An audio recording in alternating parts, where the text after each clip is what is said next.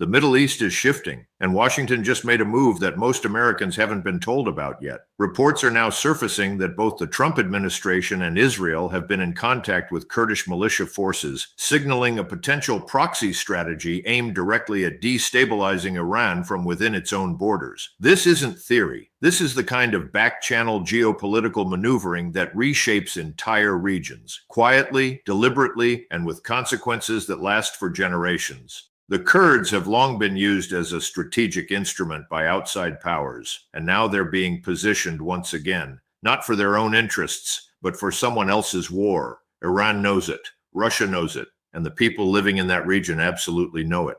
What most Americans don't yet understand is how this single decision connects to oil corridors, military realignment, and a broader redesign of Middle Eastern power, one that will eventually land on your doorstep, whether you're paying attention or not. Let's start with some history, because nothing in the Middle East happens without history. The Kurdish people are one of the largest ethnic groups in the world without a state of their own. Somewhere between 30 and 40 million Kurds are spread across Turkey, Iraq, Syria, and Iran. They've been promised a homeland before, most notably after World War I, when the Treaty of Sèvres in 1920 outlined a path toward Kurdish autonomy. But that promise was broken. It was replaced by the Treaty of Lausanne in 1923, which redrew the map and left the Kurds divided among newly formed borders that were designed to serve the interests of outside powers, not the people living there. That pattern of using the Kurds and then abandoning them has repeated itself so many times that it has become one of the most consistent and tragic themes in modern geopolitical history. And right now in 2025, that pattern appears to be repeating once again.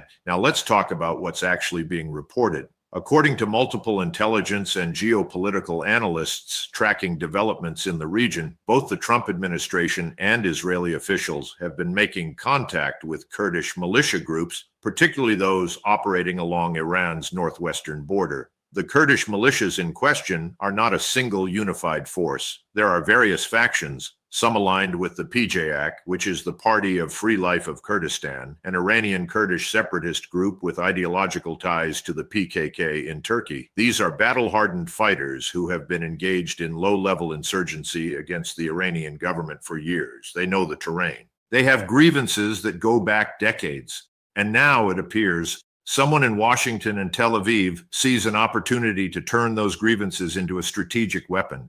The question every American should be asking right now is simple.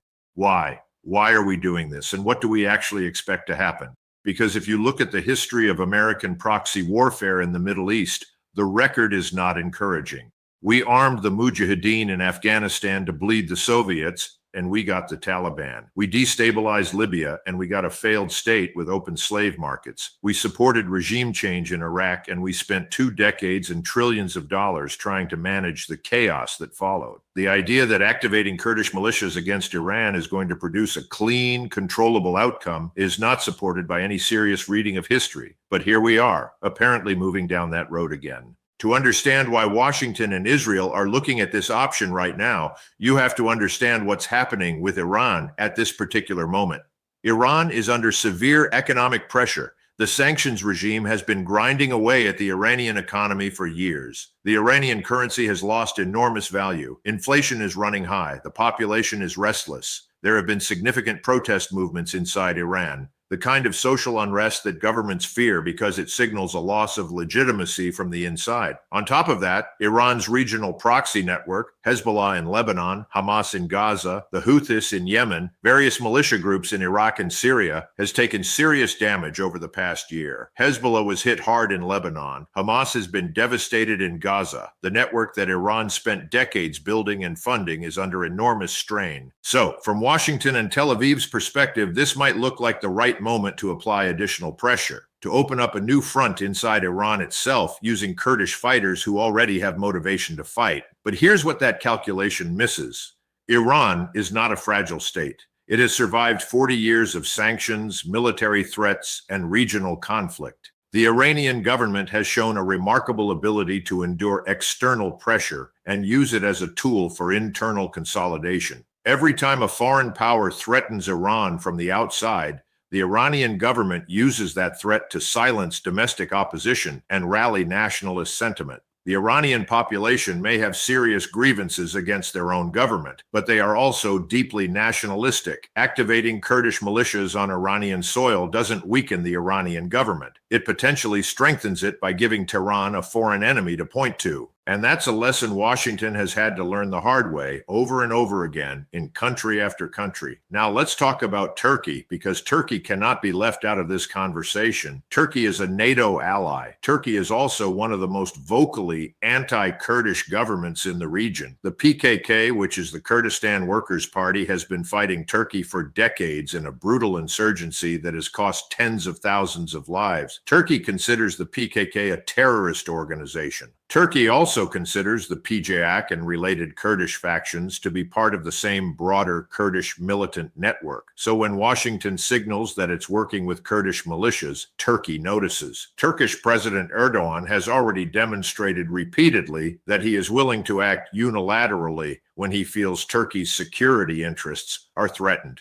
He's sent the Turkish military into Syria multiple times specifically to target Kurdish forces. If American-backed Kurdish militias begin operating more aggressively inside Iran, Turkey's reaction is going to be a major variable that Washington is going to have to manage, and managing Erdogan has proven to be one of the more difficult diplomatic challenges of the past decade. There's also the question of what Russia and China make of all this, because neither Moscow nor Beijing is sitting on the sidelines watching. Russia has significant interests in Iran. The two countries have developed a deepening relationship, partly out of mutual necessity given the sanctions both face from the West. Russia has been supplying Iran with military equipment.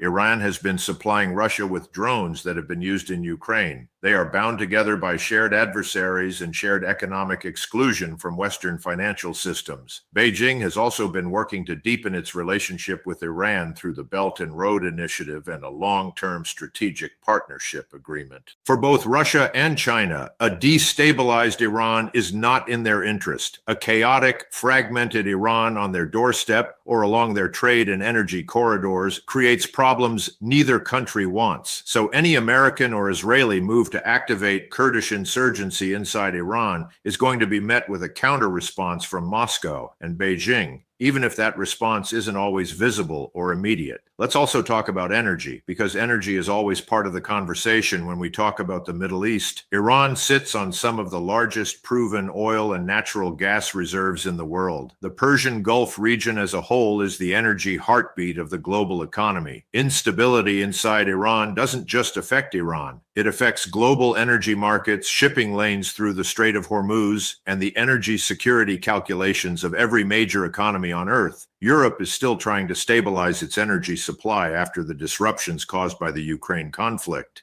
Asian economies are heavily dependent on Gulf energy exports. Any serious escalation inside Iran, including an insurgency that Tehran might respond to by threatening Gulf shipping, sends shockwaves through an already fragile global economy. The people who will pay for that instability first and hardest are ordinary working Americans who fill up their gas tanks and heat their homes and watch inflation eat into their wages. Now, I want to address the moral dimension of this because it matters. The Kurdish people have legitimate grievances. They have been stateless, oppressed, and used as instruments of other people's wars for 100 years. There are Kurdish communities inside Iran that face genuine discrimination and political repression. Their desire for autonomy or recognition is not illegitimate, but using those legitimate grievances as a proxy tool, as a way to destabilize a country for strategic purposes, is not the same thing as actually helping the Kurdish people. In fact, history shows it usually makes their situation worse.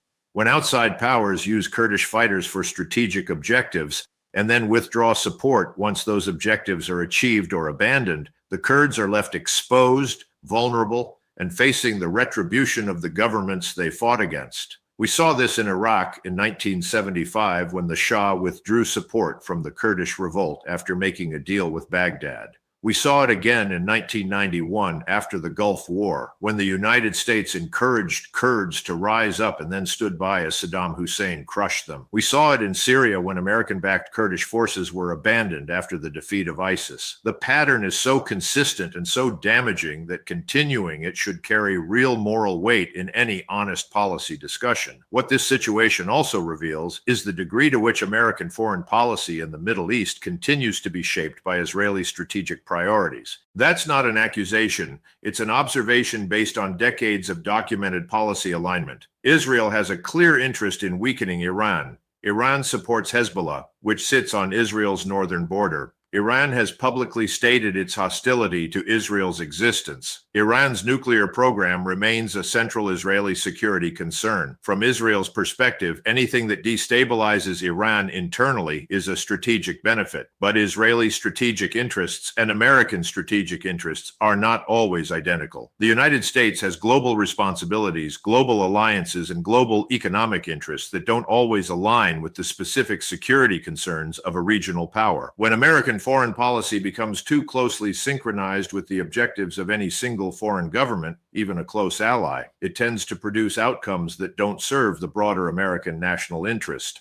The broader picture here is one of an American foreign policy establishment that still believes it can engineer outcomes in the Middle East through the application of military pressure, proxy forces, and covert action. This belief has been repeatedly challenged by reality. The Middle East is not a region that responds to external engineering the way the planners in Washington and Tel Aviv imagine it will. It is a region of deep historical memory, complex ethnic and sectarian loyalties, and populations that have developed a highly sophisticated ability to identify and resist foreign manipulation. Every time outside powers think they've found the lever that will finally produce the desired result, the region finds ways to absorb, deflect, or reverse the pressure in ways that were not anticipated. What Americans deserve, and what they rarely get, is an honest conversation about what these policies actually cost, who actually benefits, and what the realistic outcomes are likely to be. Not the optimistic scenarios that get briefed to policymakers in air-conditioned rooms in Washington, but the realistic scenarios based on what has actually happened every other time we've tried something like this. The Kurdish militias will fight. Iran will respond internally with crackdowns and externally with pressure on American interests throughout the region. Turkey will complain loudly and possibly act unilaterally. Russia and China will find ways to support Tehran. Energy markets will feel the tension. And somewhere down the line, when the operation doesn't produce the clean outcome that was promised, there will be a quiet withdrawal of support. The Kurds will be left holding the consequences, and the planners will have already moved on to the next idea. That is the cycle. That is the pattern. And until the American public demands something different, that cycle is going to keep turning.